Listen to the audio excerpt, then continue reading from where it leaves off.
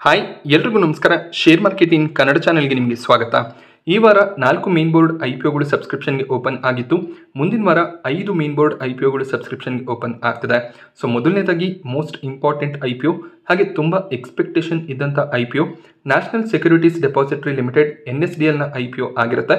So ಅದರ ಬಗ್ಗೆ ಈ ಒಂದು ವಿಡಿಯೋನಲ್ಲಿ ಕಂಪ್ಲೀಟ್ ಇನ್ಫಾರ್ಮೇಷನನ್ನು ನಾನು ನಿಮಗೆ ಪ್ರೊವೈಡ್ ಮಾಡ್ತೀನಿ. ಹಾಗೆ ನೀವು ಬೇರೆ ಐಪಿಒಗಳನ್ನು ಅಬ್ಸರ್ವ್ ಮಾಡಿದಾಗ ಮೇನ್ ಬೋರ್ಡ್ ಐಪಿಒಗಳು ಯೂಶಲಿ BSE ಮತ್ತು NSE ಎರಡರಲ್ಲೂ ಲಿಸ್ಟ್ ಆಗುತ್ತೆ. ಬಟ್ NSDL ಕೇವಲ BSEಯಲ್ಲಿ ಲಿಸ್ಟ್ ಆಗ್ತಿದೆ. ಅದು ಯಾವ ರೀಸನ್ನಿಂದ ಅದನ್ನು ಕೂಡ ನಾನು ನಿಮಗೆ ತಿಳಿಸ್ಕೊಡ್ತೀನಿ. ಸೊ NSDL ಒಂದು ಡೆಪಾಸಿಟರಿ ಸರ್ವಿಸ್ ಪ್ರೊವೈಡ್ ಮಾಡುವಂಥ ಕಂಪನಿ ಆಗಿರುತ್ತೆ. ಹಾಗೆ ಇನ್ನು ಸಾಕಷ್ಟು ಬಿಸ್ನೆಸ್ ವರ್ಟಿಕಲ್ಗಳಲ್ಲಿ ಈ ಒಂದು ಕಂಪನಿ ಕೆಲಸ ಮಾಡುತ್ತೆ. ಸೊ ಕಂಪ್ಲೀಟ್ ಬಿಸ್ನೆಸ್ ಮಾಡೆಲನ್ನು ಅರ್ಥ ಮಾಡ್ಕೊಳ್ಳೋಣ. ಹಾಗೆ ವ್ಯಾಲ್ಯೂಯೇಷನ್ ಫಿನಾನ್ಷಿಯಲ್ಸ್ ಯಾವ ರೀತಿಯಲ್ಲಿದೆ, ಇಶ್ಯೂ ಸೈಜ್ ಎಷ್ಟಿದೆ, ಅದರ ಬಗ್ಗೆ ಕೂಡ ಕಂಪ್ಲೀಟ್ ಇನ್ಫಾರ್ಮೇಷನ್ ನಿಮಗೆ ಸಿಗುತ್ತೆ.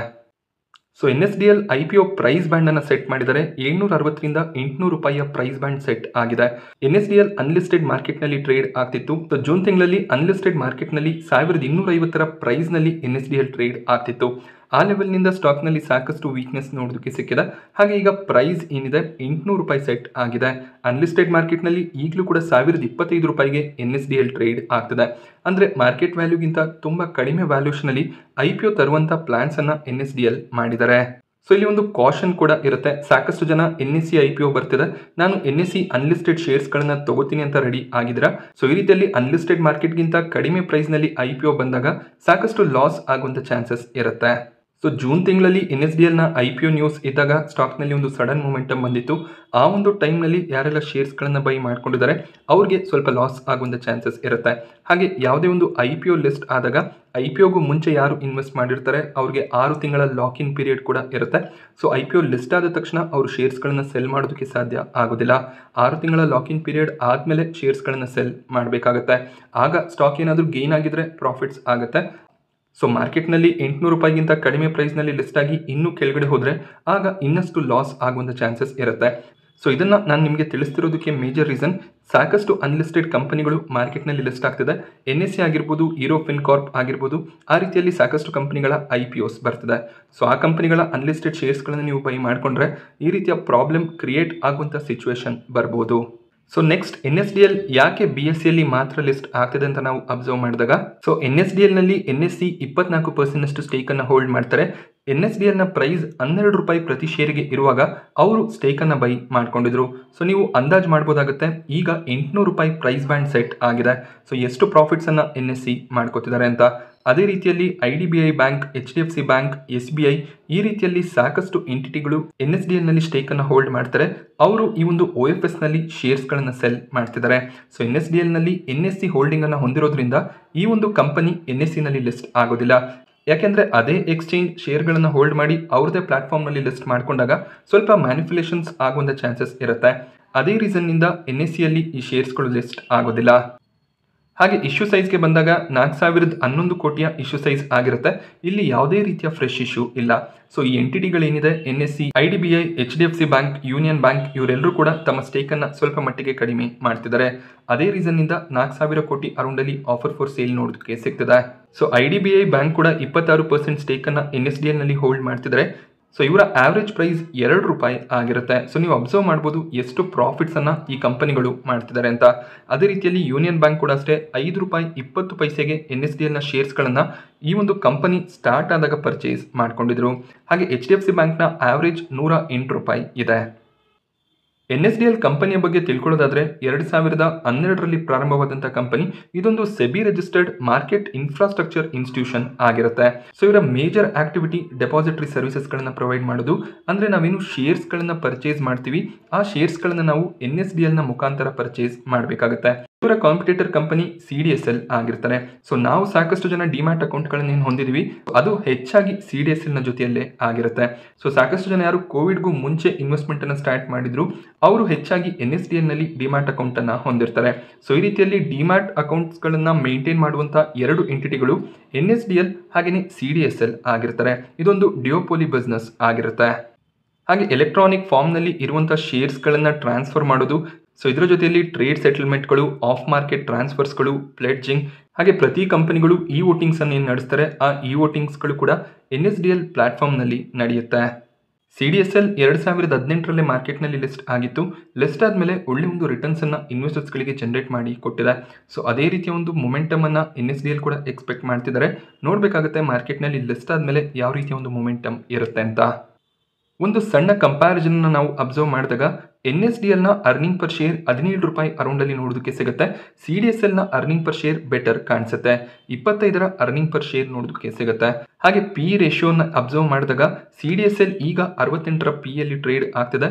NSDL 46ರ ಪಿಯಲ್ಲಿ IPO ತರುವಂಥ ಪ್ಲಾನ್ಸನ್ನು ಮಾಡ್ತಿದ್ದಾರೆ. ಬಟ್ ಇದಕ್ಕೆ ಗ್ರೇ ಮಾರ್ಕೆಟ್ ಪ್ರೀಮಿಯಂ ಆಡಪ್ ಆದರೆ ಸ್ವಲ್ಪ ವ್ಯಾಲ್ಯೂಷನ್ ಎಕ್ಸ್ಪೆನ್ಸಿವ್ ಆಗ್ಬೋದು. ಬಟ್ CDSLಗೆ ಕಂಪೇರ್ ಮಾಡಿದಾಗ ಸ್ವಲ್ಪ ಒಳ್ಳೆ ವ್ಯಾಲ್ಯೂಷನಲ್ಲಿ ತರ್ತಿದ್ದಾರೆ. ರಿಟರ್ನ್ ಆನ್ ನೆಟ್ವರ್ತ್ ಅನ್ನು ಅಬ್ಸರ್ವ್ ಮಾಡಿದಾಗ CDSLನ ರಿಟರ್ನ್ ಆನ್ ನೆಟ್ವರ್ತ್ ಸ್ಟ್ರಾಂಗ್ ಆಗಿ ಕಾಣಿಸುತ್ತೆ. NSDL 2 ಸಬ್ಸಿಡರಿ ಕಂಪನಿಗಳನ್ನು ಹೊಂದಿದ್ದಾರೆ. ಮೊದಲನೇದು NSDL ಡೇಟಾಬೇಸ್ ಮ್ಯಾನೇಜ್ಮೆಂಟ್ ಲಿಮಿಟೆಡ್. ಇವರು E governance, regulatory platform, KYC, insurance repository ಈ ರೀತಿಯ ಸರ್ವಿಸಸ್ಗಳನ್ನು ಪ್ರೊವೈಡ್ ಮಾಡ್ತಾರೆ. ಹಾಗೆಯೇ ಇನ್ನೊಂದು ಸಬ್ಸಿಡರಿ ಕಂಪನಿ ಪೇಮೆಂಟ್ ಬ್ಯಾಂಕ್ ಆಗಿರುತ್ತೆ. ಸೊ ನೀವು Paytm payment bank, Airtel payment bank ಈ ರೀತಿಯಲ್ಲಿ ಪೇಮೆಂಟ್ ಬ್ಯಾಂಕ್ಗಳ ಬಗ್ಗೆ ಕೇಳಿರ್ತೀರಾ. ಅದೇ ರೀತಿಯಲ್ಲಿ NSDL ಕೂಡ ಪೇಮೆಂಟ್ ಬ್ಯಾಂಕನ್ನು ಹೊಂದಿದೆ. ಇವರ ಪ್ಲಾಟ್ಫಾರ್ಮ್ನಲ್ಲಿ ಕೂಡ ಈ ಒಂದು ಪೇಮೆಂಟ್ ಗೇಟ್ವೇಯನ್ನು ಬಳಸಿಕೊಂಡು ಪೇಮೆಂಟ್ಗಳನ್ನು ಮಾಡ್ಬೋದಾಗುತ್ತೆ.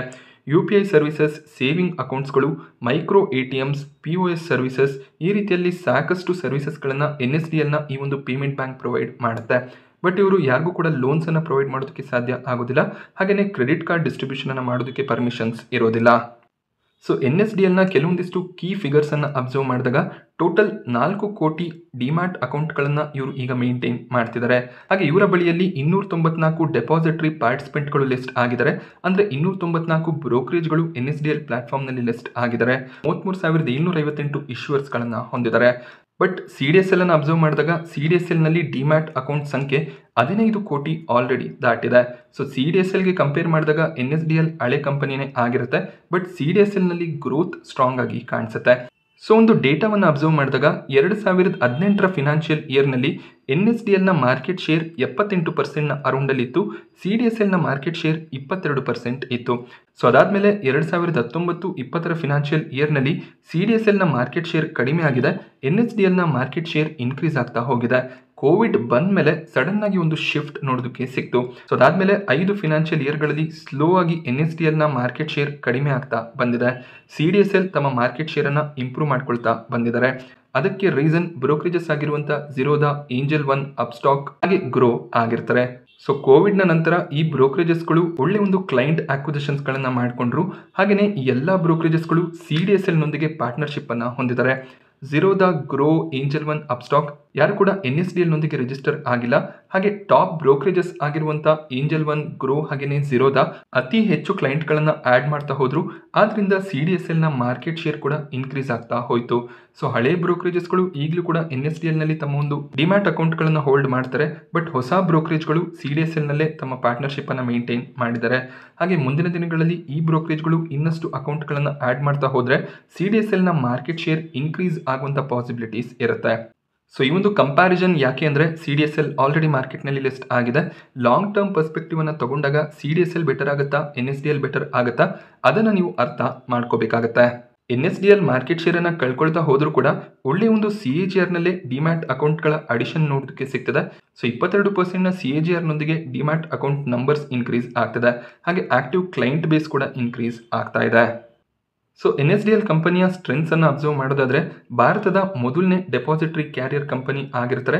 ಹಾಗೆ ಭಾರತದಲ್ಲಿ 2 ಡೆಪಾಸಿಟರಿ ಕ್ಯಾರಿಯರ್ ಕಂಪನೀಸ್ ಮಾತ್ರ ಇದೆ. ಸೊ ಅದು ಸ್ಟ್ರೆಂತ್ ಆಗಿರುತ್ತೆ. ಇಲ್ಲಿ ಯಾವುದೇ ರೀತಿಯ ಕಾಂಪಿಟೇಷನ್ ಹೆಚ್ಚಾಗಿ ಇರೋದಿಲ್ಲ. ಎರಡೇ ಕಂಪನಿಗಳ ನಡುವೆ ಕಾಂಪಿಟೇಷನ್ ಇರುತ್ತೆ. ಸೊ ಟೆಕ್ನಾಲಜಿ ಡ್ರಿವನ್ ಬಿಸ್ನೆಸ್ ಆಗಿರುತ್ತೆ. ಡೆಪಾಸಿಟರಿ ಸರ್ವಿಸಸ್ನಿಂದನೇ ಹೆಚ್ಚಿನ ಒಂದು ಪ್ರಾಫಿಟ್ಸನ್ನು ಕಂಪನಿ ಜನರೇಟ್ ಮಾಡ್ತಿದ್ದಾರೆ. ಒಂದು ಸ್ಟೇಬಲ್ ರೆವಿನ್ಯೂ ಬೇಸ್ ಇದೆ. ಪ್ರಾಫಿಟ್ಸ್ ಕೂಡ ಇನ್ಕ್ರೀಸ್ ಆಗ್ತದೆ. ವೀಕ್ನೆಸ್ಸನ್ನು ಅಬ್ಸರ್ವ್ ಮಾಡಿದಾಗ ಇವರ ಮೇಜರ್ ವೀಕ್ನೆಸ್ ಮಾರ್ಕೆಟ್ ಶೇರನ್ನು ಸ್ವಲ್ಪ ಮಟ್ಟಿಗೆ ಕಳ್ಕೊಳ್ತಾ ಬರ್ತಿದ್ದಾರೆ. CDSLನ ಗ್ರೋತ್ ಸ್ವಲ್ಪ ಮಟ್ಟಿಗೆ ಇಂಪ್ಯಾಕ್ಟ್ ಮಾಡ್ತಿದೆ. ಹಾಗೆ ಈ ರೀತಿಯ ಕಂಪನಿಗಳಲ್ಲಿ ಸೈಬರ್ ಅಟ್ಯಾಕ್ನ ರಿಸ್ಕ್ಗಳು ಕೂಡ ನೋಡೋದಕ್ಕೆ ಸಿಗುತ್ತೆ. ಬಟ್ ಅದಕ್ಕೆ ಎಲ್ಲ ರೀತಿಯ ಸೆಕ್ಯೂರಿಟಿ ಮೆಕ್ಯಾನಿಸಮ್ಸ್ ಇರುತ್ತೆ. ಬಟ್ ಸ್ಟಿಲ್ ಆ ರೀತಿಯ ಏನಾದರೂ ಎಫೆಕ್ಟ್ ಬಂದರೆ ಸ್ವಲ್ಪ ಮಟ್ಟಿಗೆ ಪ್ರಾಬ್ಲಮ್ಸ್ ಆಗ್ಬೋದು. ಹಾಗೆ ಸೆಬಿ ರೆಗ್ಯುಲೇಷನ್ಸ್ ತುಂಬಾ ಇಂಪಾರ್ಟೆಂಟ್ ಆಗುತ್ತೆ. ಸೆಬಿ ಯೂಶುವಲ್ ಆಗಿ ರೆಗ್ಯುಲೇಷನ್ಸ್ಗಳನ್ನು ಆಗಾಗ ಚೇಂಜ್ ಮಾಡ್ತಿರ್ತಾರೆ. ಡೆಪಾಸಿಟರಿ ಬೇಸ್ಡ್ ರೆಗ್ಯುಲೇಷನ್ಸ್ ಏನಾದರೂ ಚೇಂಜ್ ಆದರೆ NSDL, CDSL ಇಬ್ಬರಿಗೂ ಕೂಡ ಪ್ರಾಬ್ಲಮ್ ಆಗ್ಬೋದು. ಸೊ IEXನ ಕೇಸ್ ಒಂದು ಎಕ್ಸಾಂಪಲ್ ಆಗಿರುತ್ತೆ. ಸೊ ಈಗ ಮಾರ್ಕೆಟ್ ಕಪ್ಲಿಂಗ್ ಮೆಕ್ಯಾನಿಸಮ್ ಬರ್ತಿದೆ ಅಂತ IEX ಸ್ಟಾಕ್ ಪ್ರೈಸ್ನಲ್ಲಿ ವೀಕ್ನೆಸ್ ಕಾಣಿಸ್ತಿದೆ. ಸೊ ಆ ಥರದ್ದು ಯಾವುದಾದ್ರೂ ಒಂದು ಮೆಕ್ಯಾನಿಸಮನ್ನು ಸೆಬಿ ಏನಾದರೂ ತಂದರೆ ಆಗ ಸ್ವಲ್ಪ ಪ್ರಾಬ್ಲಮ್ಸ್ ಆಗ್ಬೋದು.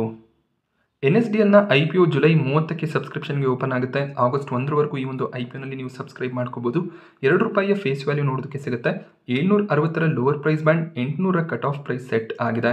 ಸೊ 800ರ ಕಟ್ ಆಫ್ ಪ್ರೈಸ್ ಏನಿದೆ ಅದೇ ಪ್ರೈಸ್ನಲ್ಲಿ ರಿಟೇಲ್ ಕ್ಯಾಟಗರಿಯಲ್ಲಿ ಅಪ್ಲೈ ಮಾಡಬೇಕಾಗುತ್ತೆ. 18 ಶೇರ್ಗಳ ಲಾಟ್ ಆಗಿದ್ದು 18 ಶೇರ್ಗೆ ಮಿನಿಮಮ್ ಇನ್ವೆಸ್ಟ್ಮೆಂಟ್ ಮಾಡಲೇಬೇಕಾಗುತ್ತೆ. ಅಂದರೆ ಒಂದು ಲಾಟ್ಗೆ ಅಪ್ಲೈ ಮಾಡೋದಕ್ಕೆ ₹14,400 ಬೇಕಾಗುತ್ತೆ. ರಿಟೇಲ್ ಕ್ಯಾಟಗರಿಯಲ್ಲಿ ಮ್ಯಾಕ್ಸಿಮಮ್ 13 ಲಾಟ್ಗೆ ನೀವು ಅಪ್ಲೈ ಮಾಡ್ಬೋದು. 13ಕ್ಕಿಂತ ಹೆಚ್ಚಿನ ಲಾಟ್ಗೆ ಅಪ್ಲೈ ಮಾಡ್ತೀರಾ ಅಂದರೆ HNI ಕ್ಯಾಟಗರಿಯಲ್ಲಿ ಅಪ್ಲೈ ಮಾಡಬೇಕಾಗುತ್ತೆ. IPO ಅಲಾಟ್ಮೆಂಟ್ ಡೇಟ್ 4 ಆಗಸ್ಟ್ ಆಗಿರುತ್ತೆ. ಅಲಾಟ್ಮೆಂಟ್ ಸಿಗಲಿಲ್ಲ ಅಂದರೆ ಬ್ಯಾಂಕಲ್ಲಿ ಬ್ಲಾಕ್ ಆದಂಥ ಫಂಡ್ 5 ಆಗಸ್ಟ್ಗೆ ರಿಲೀಸ್ ಆಗುತ್ತೆ. ಅಲಾಟ್ಮೆಂಟ್ ಸಿಕ್ಕಿದ್ರೆ ಶೇರ್ಸ್ಗಳು ಕೂಡ ಡಿಮ್ಯಾಟ್ ಅಕೌಂಟಲ್ಲಿ 5 ಆಗಸ್ಟ್ಗೆ ಕ್ರೆಡಿಟ್ ಆಗುತ್ತೆ. IPO ಲಿಸ್ಟಿಂಗ್ ಡೇಟ್ 6 ಆಗಸ್ಟ್ ಆಗಿದೆ. ಫಿನಾನ್ಷಿಯಲ್ಸನ್ನು ಅಬ್ಸರ್ವ್ ಮಾಡಿದಾಗ ಒಳ್ಳೆ ಒಂದು ಅಸೆಟ್ ಗ್ರೋತ್ ನೋಡೋದಕ್ಕೆ ಸಿಕ್ಕಿದೆ. ಅದೇ ರೀತಿಯಲ್ಲಿ ರೆವೆನ್ಯೂಸ್ ಕೂಡ ಇನ್ಕ್ರೀಸ್ ಆಗ್ತಿದೆ. ಕಂಪನಿಯ ಪ್ರಾಫಿಟ್ನಲ್ಲಿ ಕೂಡ ಇಯರ್ ಆನ್ ಇಯರ್ ಒಂದು ಕನ್ಸಿಸ್ಟೆಂಟ್ ಗ್ರೋತ್ ನೋಡೋದಕ್ಕೆ ಸಿಕ್ಕಿದೆ. ಎಬಿಟಾ ಮಾರ್ಜಿನ್ಸ್, ನೆಟ್ವರ್ತ್ ಕೂಡ ಕನ್ಸಿಸ್ಟೆಂಟ್ ಆಗಿ ಇನ್ಕ್ರೀಸ್ ಆಗ್ತಿದೆ. ಹಾಗೆ ಇವರ ರಿಸರ್ವ್ಸ್ ಕೂಡ ಇನ್ಕ್ರೀಸ್ ಆಗಿದೆ. ಸೊ ಒಂದು ಸ್ಟ್ರಾಂಗ್ ಫಿನಾನ್ಷಿಯಲ್ಸನ್ನು ಮೇಂಟೈನ್ ಮಾಡ್ತಿರುವಂಥ ಕಂಪನಿ ಆಗಿರ್ತಾರೆ. ಹಾಗೆ ಯಾರಿಗೆ ಎಷ್ಟು ಶೇರ್ಗಳನ್ನು ಆಫರ್ ಮಾಡ್ತಿದ್ದಾರೆ ಅಂತ ಅಬ್ಸರ್ವ್ ಮಾಡಿದಾಗ QIB ಕ್ಯಾಟಗರಿಯಲ್ಲಿ 50% ಆಫರ್ ಇದೆ. ರಿಟೇಲ್ ಕ್ಯಾಟಗರಿಯಲ್ಲಿ 35% ಆಫರನ್ನು ಮಾಡ್ತಿದ್ದಾರೆ. HNI ಕ್ಯಾಟಗರಿಯಲ್ಲಿ 15% ಆಫರ್ ಇದೆ. ಸೊ ರಿಟೇಲ್ ಕ್ಯಾಟಗರಿಯಲ್ಲಿ 35% ಆಫರ್ ಇರೋದ್ರಿಂದ ಅಲಾಟ್ಮೆಂಟ್ನ ಚಾನ್ಸಸ್ ಕೂಡ ಹೆಚ್ಚಾಗಿ ಇರುತ್ತೆ. ಹಾಗೆ IPO ಸೈಜ್ ಕೂಡ 4,000 ಕೋಟಿ ಇದೆ. ಸೊ ಅಲಾಟ್ಮೆಂಟನ್ನು ಎಕ್ಸ್ಪೆಕ್ಟ್ ಮಾಡ್ಬೋದು. ಬಟ್ ಒಳ್ಳೆ ಒಂದು ಪ್ರೀಮಿಯಂ ಇದ್ದರೆ ಇಲ್ಲೂ ಕೂಡ ತುಂಬಾ ಓವರ್ ಸಬ್ಸ್ಕ್ರಿಪ್ಷನ್ ಬರುವಂಥ ಚಾನ್ಸಸ್ ಇರುತ್ತೆ. ಯಾಕೆಂದರೆ ತುಂಬಾ ಆಂಟಿಸಿಪೇಷನ್ ಇದ್ದಂಥ ಒಂದು IPO ಆಗಿರುತ್ತೆ. ವ್ಯಾಲ್ಯೂಷನ್ಸನ್ನು ಅಬ್ಸರ್ವ್ ಮಾಡಿದಾಗ 800ರ ಪ್ರೈಸ್ ಬ್ಯಾಂಡ್ ಏನು ಸೆಟ್ ಮಾಡಿದ್ದಾರೆ. ಈ ಒಂದು ಪ್ರೈಸ್ ಬ್ಯಾಂಡ್ನಲ್ಲಿ ಟೋಟಲ್ ಮಾರ್ಕೆಟ್ ಕ್ಯಾಪ್ 16,000 ಕೋಟಿ ಅರೌಂಡಲ್ಲಿ ನೋಡೋದಕ್ಕೆ ಸಿಗುತ್ತೆ. ಒಂದು ಮಿಡ್ ಕ್ಯಾಪ್ ಕಂಪನಿಯಾಗಿ ಮಾರ್ಕೆಟ್ನಲ್ಲಿ ಲಿಸ್ಟ್ ಆಗುತ್ತೆ. PE ರೇಷಿಯೋ 46ರ ಅರೌಂಡಲ್ಲಿ ನೋಡೋದಕ್ಕೆ ಸಿಗುತ್ತೆ. ಇಂಡಸ್ಟ್ರಿ PE 68 ಆಗಿದೆ. ಇಂಡಸ್ಟ್ರಿ PE ಅಂದಾಗ CDSLನ PE ಆಗಿರುತ್ತೆ. Return on equity, return on capital employed strong ಆಗಿ ಕಾಣಿಸುತ್ತೆ. ಹಾಗೆ ಒಳ್ಳೆ ಒಂದು ಪ್ರಾಫಿಟ್ ಆಫ್ಟರ್ ಟ್ಯಾಕ್ಸ್ ಮಾರ್ಜಿನ್ಸ್ ಅನ್ನು ಕೂಡ ಮೇಂಟೈನ್ ಮಾಡ್ತಿದ್ದಾರೆ. ಸೊ ಈ ಒಂದು ಪ್ರೈಸ್ನಲ್ಲಿ ಕೂಡ ಸ್ವಲ್ಪ ವ್ಯಾಲ್ಯೂಷನ್ ಎಕ್ಸ್ಪೆನ್ಸಿವ್ ಅಂತಾನೆ ಹೇಳ್ಬೋದಾಗುತ್ತೆ. NSDLನ IPO register Link In time India private limited ಆಗಿದ್ದು ಇವರ ವೆಬ್ಸೈಟ್ನಲ್ಲಿ ಅಲಾಟ್ಮೆಂಟ್ ಸ್ಟೇಟಸನ್ನು ಚೆಕ್ ಮಾಡ್ಕೋಬೇಕಾಗುತ್ತೆ. ಕೊನೆಯದಾಗಿ ಎಷ್ಟು ಗ್ರೇ ಮಾರ್ಕೆಟ್ ಪ್ರೀಮಿಯಂ ಇದೆ ಅಂತ ಅಬ್ಸರ್ವ್ ಮಾಡಿದಾಗ ಇವತ್ತಿನ ದಿನ ₹153 ಪ್ರೀಮಿಯಂ ಕಾಣಿಸ್ತಿದೆ. ಸೊ 20% ಲಿಸ್ಟಿಂಗ್ ಗೇನ್ನ ಎಕ್ಸ್ಪೆಕ್ಟೇಷನ್ ಇರುತ್ತೆ. ಸೊ ಇಷ್ಟೇ ಲಿಸ್ಟಿಂಗ್ ಗೇನ್ನ ಎಕ್ಸ್ಪೆಕ್ಟೇಷನ್ ಕೊನೆ ದಿನ ನೋಡೋದಕ್ಕೆ ಸಿಕ್ಕಿದ್ರೆ ಸೊ ಖಂಡಿತವಾಗ್ಲೂ ಲಿಸ್ಟಿಂಗ್ ಗೇನ್ನ ಪರ್ಸ್ಪೆಕ್ಟಿವ್ನಿಂದ ಅಪ್ಲೈ ಮಾಡ್ಬೋದು. ಸೊ ನಿಮ್ಮ ಒಂದು ಪೋರ್ಟ್ಫೋಲಿಯೋನಲ್ಲಿ CDSL ಇದ್ದರೆ ಈ ಒಂದು ಕಂಪನಿಯನ್ನು ಲಾಂಗ್ ಟರ್ಮ್ಗೆ ಅವಾಯ್ಡ್ ಮಾಡೋದೇ ಬೆಟರ್ ಆಗುತ್ತೆ. CDSL ಒಳ್ಳೆ ಒಂದು ವ್ಯಾಲ್ಯೂ ಕ್ರಿಯೇಟರ್ ಆಗ್ಬೋದು. ಸೊ IPO ಟೈಮ್ನಿಂದನೇ ಒಂದು ಕಂಪನಿಯಲ್ಲಿ ನೀವು ಇನ್ವೆಸ್ಟ್ಮೆಂಟನ್ನು ಮಾಡಬೇಕು ಅಂತ ಇದ್ದರೆ ಒಳ್ಳೆ ಲೆವೆಲ್ಸಲ್ಲಿ ನಿಮಗೆ ಶೇರ್ಸ್ಗಳು ಸಿಗ್ತಿರುವಾಗ ಲಾಂಗ್ ಟರ್ಮ್ಗೆ ಇನ್ವೆಸ್ಟ್ ಮಾಡ್ಬೋದಾಗುತ್ತೆ.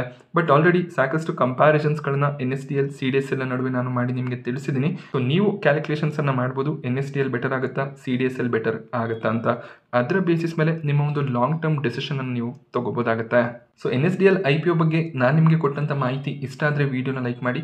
ಹಾಗೆ ಇದೇ ರೀತಿಯ IPO ಅಪ್ಡೇಟ್ಸ್ ಮತ್ತು ಮಾರ್ಕೆಟ್ ಅಪ್ಡೇಟ್ಸ್ಗಳಿಗೋಸ್ಕರ ಚಾನಲ್ನ ಸಬ್ಸ್ಕ್ರೈಬ್ ಮಾಡ್ಕೊಳ್ಳಿ. Thank you friends.